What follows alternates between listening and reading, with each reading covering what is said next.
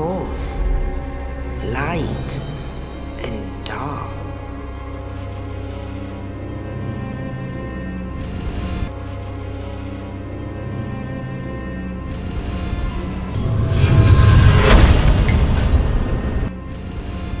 We're going to be talking about role-playing games, which role-playing games begins with an earlier tradition of role-playing, which they combined with the rule sets of fantasy and war games in the 1970s to give rise to the modern role-playing game. A role-playing game, which is RPG, is a type of game in which the participants assume the roles of characters and they create stories with that character.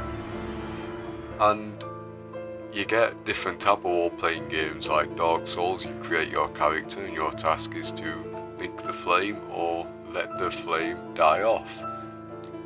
You get many role-playing games like The Witcher, which your task is to at least vanquish and kill a lord, which is the lord that is mainly taking over the world. And with The Witcher you can have many missions and side missions and tasks, which is you can kill a vampire, which you thought that was your friend. You get many role-playing games with different stories and different skill sets and different ways of presenting and being a role-playing game. Dark Souls is quite a small map. The Witcher is a big map. Skyrim, big map, and Skyrim your task is to at least kill dragons, since you are known as Dragonborn. And you have different endings, such as Skyrim's ending is killing the one dragon that has made other dragons rise. Dark Souls is, like I said, linking the flame or letting it die. And The Witcher is to stop a monster or boss from making monsters rise. You get many different stories, and it is how role-playing games are made. And based on their characterization and the actions that succeed or even fail according to the systems of rules and guidelines. Within the rules they may improvise freely, which is their choices are to shape the direction and the outcome of the game. And role-playing games are substantially different from competitive games such as board games and card games because they're more freedom. It's more they let you do what you choose, what you want to do. If you don't want to carry on with the story and do some side quests, you can. It's not mandatory to finish that story. And it has led to a confusion of at least non-players that play these games or any game at all. The nature of fantasy gaming, which is like Dungeons and Dragons, was the subject of controversy in the 1980s when well-publicized opponents claimed it caused negative spiritual and psychological effects. And the academic research has discredited them claims that have been put on them, with some educators supporting role-playing games as a healthy way to hone and reading arithmetic skills. Though role-playing games has been accepted by some, but some religious organizations do continue to object the claims. They do continue to object with what the people that support role-playing games have said.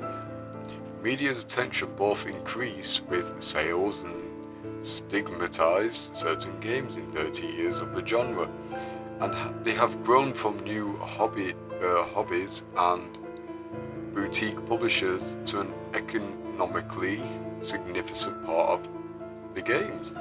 And the games industry, though they do grassroots and small businesses involvement remain substantial, games industries such as Hasbro purchased fantasy game publishers, which is Wizards of the Coast, in 1998 for an estimated of $325 million. And so historical reenactment has been practiced by adults for millennia, and the Asian Han Chinese, for example, enjoyed occasionally organizing events which everyone pretended to be from an early age in entertainment appears to have been at least primary purpose of these activities.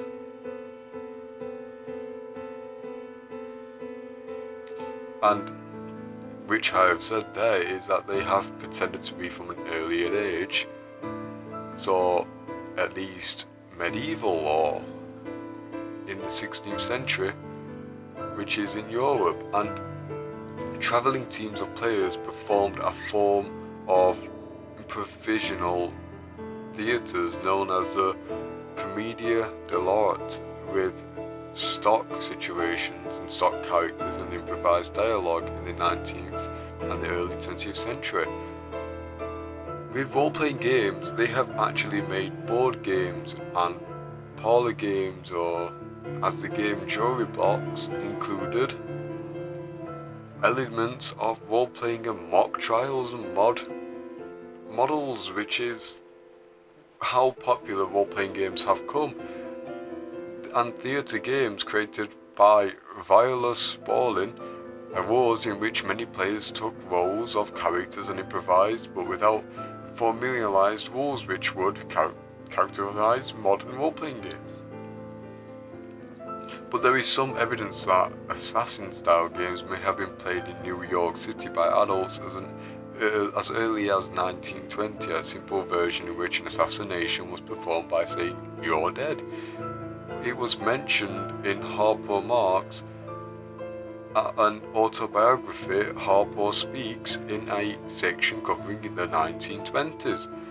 In the 1960s, historical reenactment groups gave rise to great history games, which probably originates with the founding of the Society for the Creative Anarchism in Berkeley and California on May 1st, 1966. A similar group, the Markham Medieval Mercenary Militia, began holding events on the University of Maryland in College Park in 1969. These groups were largely dedicated to accurately recreating medieval history and culture, however, with the only mind fantasy elements, and were probably mostly influenced by historical reenactments. And such as Dark Souls being a very popular game itself, Dark Souls rose from Demon Souls, which was back in February 5th, 2009, which is when Demon Souls was made. And then Dark Souls came after Demon Souls, and so Dark Souls actually took Demon Souls. Well, Demon Souls is made, how Demon Souls was made, mainly how Dark Souls has basically taken parts from Demon Souls and made a new game out of it, which Dark Souls came on 2011. And the developer, Hidetaka Miyazaki, has taken parts of Demon Souls to make a more different game. And so Dark Souls became popular due to Demon Souls being popular. And then Dark Souls has influenced other games, which are role-playing games, to make the same genre and the same type of game. Hard, and you learn from your punishments. You get many games that are like Dark Souls related, because the way Dark Souls was made was to learn from your punishments, which is if you die, you start all over again. And so, when it came to Dark Souls has always been that type of game where you get the sense of accomplishment from accomplishing a task, or even accomplishing killing a boss, because you don't really accomplish any tasks in the game apart from linking the flame. And Dark Souls has different types of endings. You can not like the flame, you can not link it, you can take the flame for granted, or you can let nature take its course. And in each of these Dark Souls games, from Dark Souls 1, 2 and 3, it's all about linking the flame, but in different ways. You get different types of characters, such as the undead, the chosen undead, or the ashen one, which you get different types of undead. Dark Souls is based around people that have died, and they have come back to take vengeance on the lords, or they've come back to link the flame. And so that is the main reason Dark Souls was chosen, because Dark Souls, much like any other RPG game, has a story. All role-playing games will always have a story reel. If they don't have a story, then it isn't really a role-playing. It's not really a role-playing game, because a story is what grabs people into the game and makes people love the game, much as the freedom they have. They do not have to be forced to do any missions. If they choose not to do it, they don't have to.